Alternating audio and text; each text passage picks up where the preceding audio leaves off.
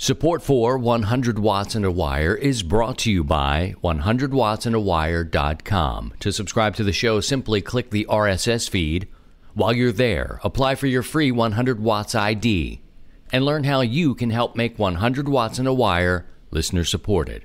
Click the donate page and pick the option that works best for you. We've got a traveling toolkit, 100 Watts and a Wire gear, and more. That's 100wattsandawire.com. And ICOM. Pack your bags because the Dayton Hamvention is coming up from May 17th through the 19th at the Greene County Fairgrounds and Expo Center. You can see the latest and greatest ICOM gear and meet hams from all over the world. Visit icomamerica.com/amateur for more information. And LDG. LDG leads the industry in customer service. Every LDG product comes with a 2-year parts and labor warranty, and it's fully transferable. If you ever sell or give away your LDG tuner, the remainder of the warranty goes with it. For more information, visit ldgelectronics.com. And now, from Grid Square Echo Mike 48, this is 100 Watts and a Wire. Well, hello, friends. It's Christian. My call sign is Kilo Zero Sierra Tango Hotel, and you are meeting me truly at the intersection of life and amateur radio. When your kids get sick, all else, damn it, damn the podcast, damn it all. Yeah, my youngest, full-blown flu. And I've talked about this in the past because with kids, you know, you're building their immune system. You go to the doctors, you pay the copay, if you're lucky. If you're not lucky, you're paying much more. Only to have them tell you to ride it out. Man, I go Stevie Ray Vaughan on them. You better leave my little girl alone. You better give her something to make her better. But you get to a certain point with the flu, and they're like, it would be detrimental now to give her, look, you know, it's detrimental, my girl being sick any longer, a minute longer. And that's not unique, right? We just, you know, we want to take care of our kids and make them better and feel good. And when they're 4 years old and sick and unhappy, you know, I'm ready to take a doctor outside. And guess what? You are going to fix. No, I don't. I just carry these emotions inside because it's, you know, there's nothing you can do. There's, you know, if you're a parent, you understand. Sometimes there's just nothing you can do, and you want to try to help. But that's why I'm getting off to a sort of later start this week. I'm usually in the can by Monday or Tuesday. Here we are midweek, but it's okay. It's all right, man. Family first, that's what we say. Oh, and you toss in, you know, workflow and all these other things and projects you're working on. You know, it is the intersection of life and amateur radio. We do it when we can do it. I'm not a retired guy. And so I end up recording this show many times late or really early. You know. Anywho, I hope you're doing well. Springtime is here, and it has come to Missouri. It is 36 degrees right now in the dark outside, but it's going to go up to 65, and rain already. We've been unplugged twice this year already. You know, it's March. It's crazy. The weather's wacky. It's going to rain a lot, but it gets you in a mood. You know, I start thinking about portable operations now. I think about them a little bit more than that, but, you know, and I've operated in the wintertime, you know, get out there, set up. We've had 65-degree days in January, friends. You know, it's different. I don't care what anybody says. I'm not landing on the politician side of things or the big business side of things and change, but I listen to the farmers. You listen to the American farmer, and they will tell you what is going on in the land. They've got their hands and their money and everything and their history and tradition deep in the soil. Talk to a farmer. Don't just listen to your politicians lobby and do whatever they're doing. There's some other thing going on here. You know, we, the people, you know, take a look around, ask a farmer, ask people who are in the earth every day, what's going on? When are your asparagus coming up? Are they coming up like they used to, or as things change? How about the strawberries? Okay. All right, when's your last frost? First frost? Oh, really? Okay, really? Well, look, ask questions. Don't just be told everything coming off a TV set, people. I've got friends and farmers here in Missouri, Maine, South Dakota, Wyoming. We've got farmers. Iowa. We got friends that are hams. Talk to them, ask them about it. And don't go political now. Don't go talking political. Talk about the dirt, what's happening. Boy, this is a rant. You got me started already. But anyway, I've started thinking about my portable setup. I'm thinking about a Go Box now, and I've always sort of waffled. I'm kind of like, what can I throw in my bag? Well, I'm sorry, I don't want to throw my 7300 in a bag. I think we need to treat her a little bit better than that. I'm going to rack her up. That's right, I'm going to rack it up. That's a project coming up. I've been looking around now for good rack. The Gator cases seem to be, I'm on the fence here. I like the Gator cases where you can kind of rack things up. But I like the the SKB cases or SBK. You know what I do with the dyslexia. For opening and closing cases. A lot of people like Pelican cases. That's cool. People like to buy things from cheaper than that cases. They build their Go Boxes. You do whatever you want to do. That's kind of the point of the whole thing, isn't it? Do what's right for you. But I think it's SKB cases or SBK. Man, I'm getting it all twisted up. As for rack mounting a portable rig, I have found that I like the Gator cases. And I've been looking around at Rack Solutions. You'll hear a little bit more about that. We have a new sponsor here. And I'm exploring options with the sponsor. You'll hear all about that in just a little bit. But I'm getting excited. What sort of antenna, what sort of mast. I love portable operations. I don't need to chase the paper. I don't need to be part of any clique or crew or particular program or anything like that. Belong to the world. The Sea Child belongs to the world. We'll do the Parks on the Air. We'll do the worldwide flora and fauna. But generally, I'm going to go out when I can get out and go when I can get out. And if I'm in a park in Ohio because I'm passing through, and if I'm in a park in West Virginia, so be it. I'm not doing it for paper or numbers or whatever. I'm just going to try to activate when I can, where I can. You know what I mean? You know what I mean.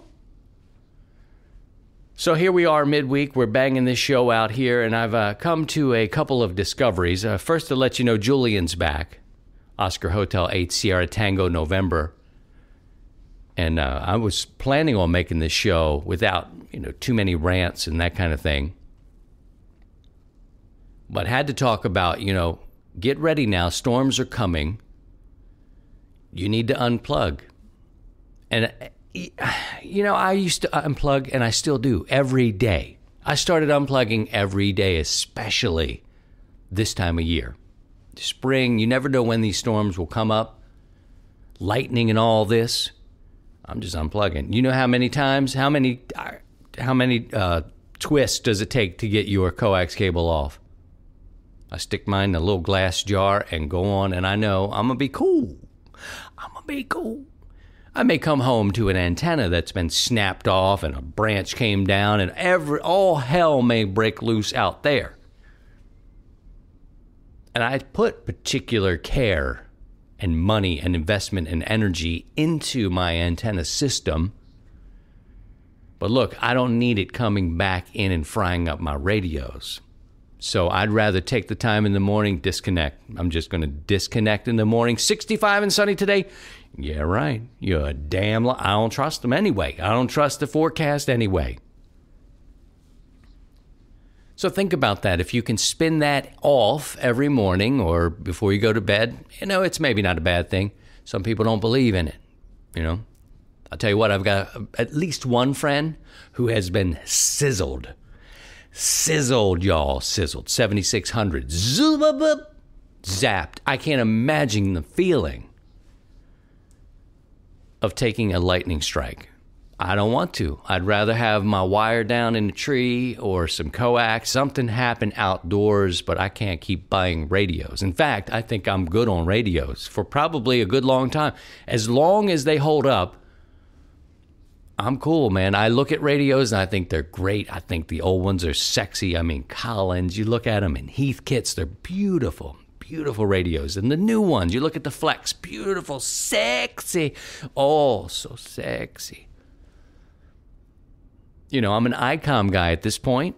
7610, I got a 7300, which I talked about, racking up, taking it out as my portable rig. It's not something I'm going to throw in my backpack, but at this point in time, and I've owned a Yaesu. And that's kind of one I wish I still had, in fact. Yeah, I'm getting the numbers butchered up here, but it was the 100-watt, it was A57D, and I sold it. I only had it for a minute. I had it, used it a couple of times, tested some antennas, went out and did some portable stuff. Loved the size of it. Love the size. But I wanted to upgrade my station. I wanted to, you know, and this is what we do. Just because we say we're 100 watts in a wire doesn't mean we're necessarily running forever and ever. You know, people are running 5 watts. People are running legal limit, 1,500 watts. Do whatever you want to do. We start off, or at least I did, with a 100-watt rig.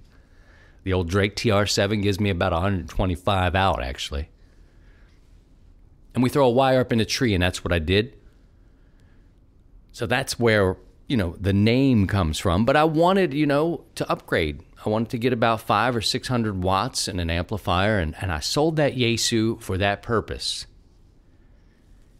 And it's one I think, you know, if I only had that one, I could use it to go camping. Well, when's the last time I went up on a flipping hill and did it? I haven't. So part of me is like, I still wish I had it. That's the greedy son of a bitch that I am. I wish I still had it. But I like having the amp in the shack, so there you go. I think we get caught up sometimes in wanting to have everything. We want everything in one antenna. Sometimes it just doesn't work that way, you know? I've kind of grown into a monoband antenna type of situation. I love 40. I like 20. I have this weird thing with 160. It's because it's so difficult. I don't know. I don't want to compare it to people, but you know, we get attracted to people who are complicated, and 160 is a complicated antenna. It can be for me because I'm working out in the woods. I like 160. I just like having it around.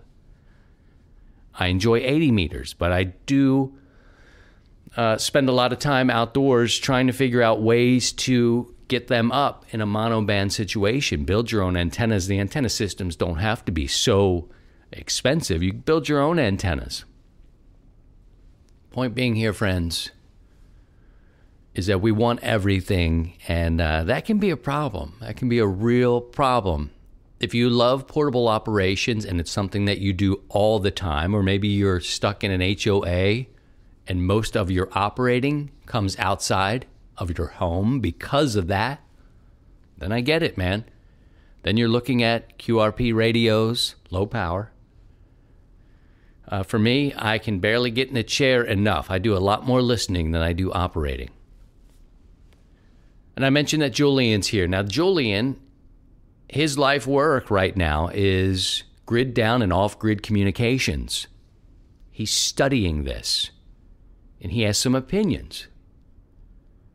And he's asking the question, are manufacturers, are they listening?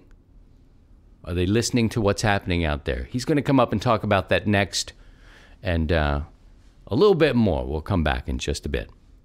In a land where we're all 20 over, this is 100 watts and a wire. ICOM's newest SDR transceiver, the IC9700, is coming soon. This new radio is bringing direct sampling to the UHF-VHF weak signal world. The IC9700 all-mode transceiver is loaded with innovative features such as dedicated amateur satellite operation, a color touchscreen, D-Star capability, RF direct sampling on 2-meter and 70-centimeter bands, dual independent receivers capable of full duplex operation, as well as dual watch, and 100 watts max output power on 2 meters, 75 watts on 70 centimeters, and 10 watts max on 1.2 gigahertz. Visit icomamerica.com/amateur for more information on all ICOM radios. And SNS Engineering, an engineering design firm specializing in hardware and industrial design. From concept to production, we have a range of 19-inch rack mount solutions for Elecraft, ICOM, and Kenwood radios. Also available are tabletop aluminum racks to streamline your installation for desktop use. Custom designs are our specialty. Visit us online at snsengineering.com. QRO to the people. This is 100 watts and a wire. Hello, operators. This is Julian, Oscar Hotel 8 Sierra Tango November here for 100 watts and a wire. Today we're talking about the evolution of the ham radio community. Now, during March 2019, I published a post on my YouTube channel about the Yaesu FT818 and how I was disappointed in the effort Yaesu was making for the amateur radio community. To be fair, though, that video was less about the features and functionalities of the Yaesu FT818 than it was about manufacturers not recognizing this evolution taking place in the amateur radio community. Now, first of all, I'm going to lead with this. I don't speak for everyone in the amateur radio community, nor would I want to. You see, there are so many wonderful aspects of amateur radio that no one person could ever envision speaking on behalf of those operators enjoying their little corner of amateur radio world. My little corners of the amateur radio world consists of portable power, digital communications, off-grid and grid-down communications with amateur radio. And a lot of you may be asking, well, what the heck does that mean? Well, honestly, I think often we can't see the forest for the trees. These days, there's a new breed of amateur radio operator emerging in the community. Certainly, these operators enjoy amateur radio for the sake of amateur radio, but it goes even further than that.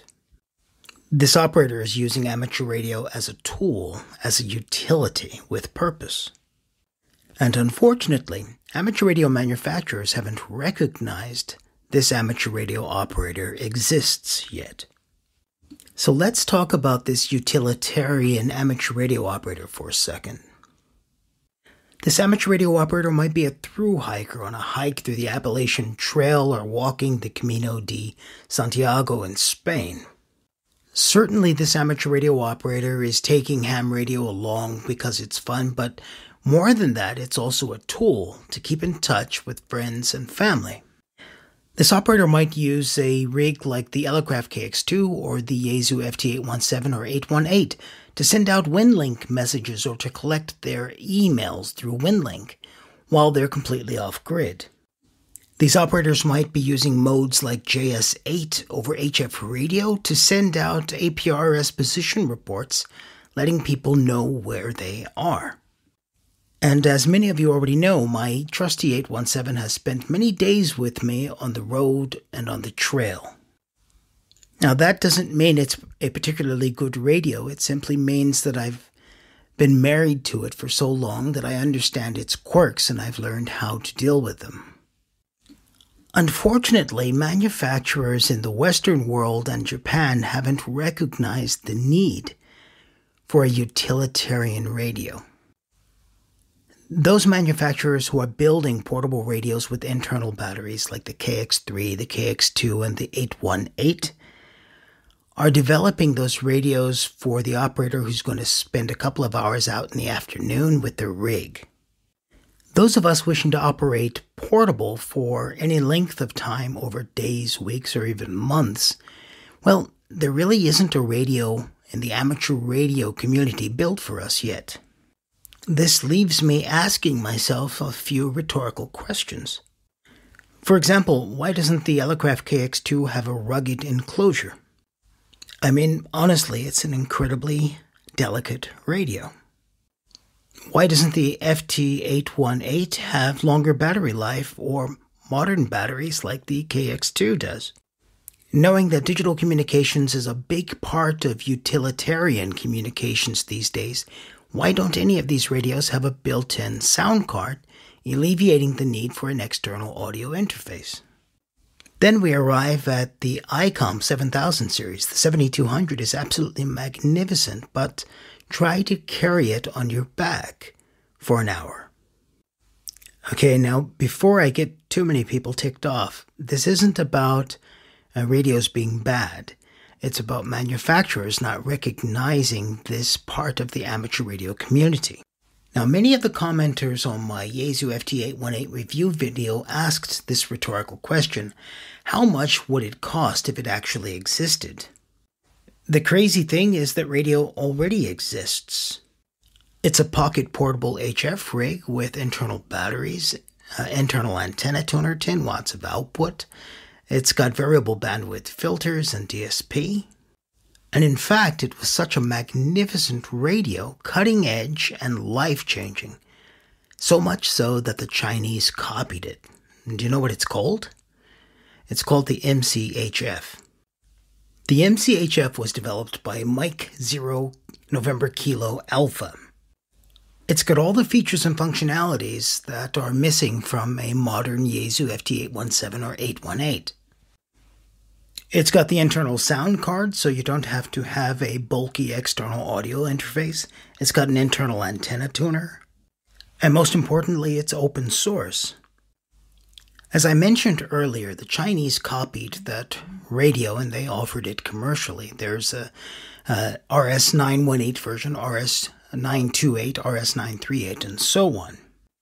Now, I definitely don't condone the Chinese taking this man's life work and commercializing it. But the Chinese have recognized something that Western and Japanese amateur radio manufacturers have failed to realize. That is, this utilitarian need in the amateur radio community. So let's talk about the FT818 for a moment. The 817 and 818 were magnificent rigs in that they were portable, all-mode, all-band, HF, VHF, UHF rigs. That's its single, unique selling point. On the other hand, the KX2 is a magnificent rig. It's got a magnificent receiver, internal antenna tuner, but it lacks the internal sound card. Now, it's impossible to talk about these modern icons of amateur radio without talking about the newcomers like Xiegu. The X5105 is a magnificent radio with a couple of flaws. Firstly, it doesn't have the internal sound card, and secondly, you have this ridiculous bulky connector that is required for cat control and audio interfacing.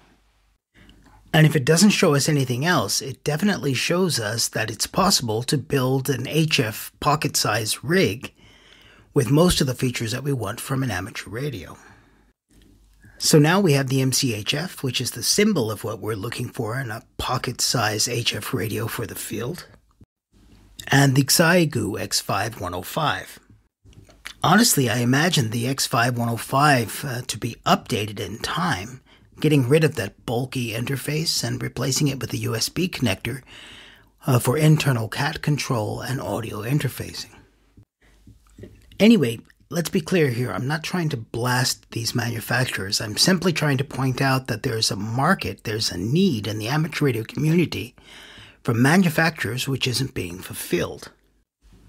I mean, I have a love-hate relationship with my FT817ND. Now, I would have purchased a KX2, but it doesn't have the internal audio interface. So if I think about the options, where does it leave me? Well, it leaves me buying a Yaesu FT818 or a KX2 or the lightly or slightly inadequate Xiegu X5105. Or building the MCHF kit. Now, if we go back to those copied MCHF clones on eBay and Amazon, actually, they're on to something.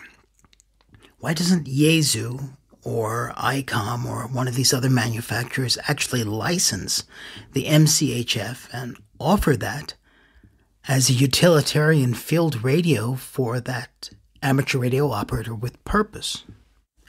99% of the R&D has been done for us already. And if nothing else, the Chinese clones gave us an excellent example of internal battery with wide voltage input and pretty rugged enclosure. So we have the example of the perfect pocket portable HF radio. People who still want VHF and UHF capabilities along with HF are still going to buy rigs like the 7200, 7300, the KX3, and the FT818. But that ham radio operator looking for that pocket portable HF rig with all the bells and whistles at a reasonable price, well, there's the MCHF or one of those clones. Yaesu, ICOM, Elecraft, Xiegu, wake up. You're nearly there. You've almost made the perfect radios, but you just didn't make the finish line. Back in the day, Yaesu had the FT817 and the FT897. One was a pretty portable QRP version, while the other was a field radio or 30-watt version. The community is desperately missing these two radios. A 10-watt commercial MCHF built by someone like Yaesu, and a 30-watt MCHF field radio also built by someone like Yaesu or ICOM or even Elecraft. This is Julian, Oscar Hotel 8, Sierra Tango November for 100 watts and a wire. Whether you say 73 or 73, even 73s, we're still 100 watts and a wire.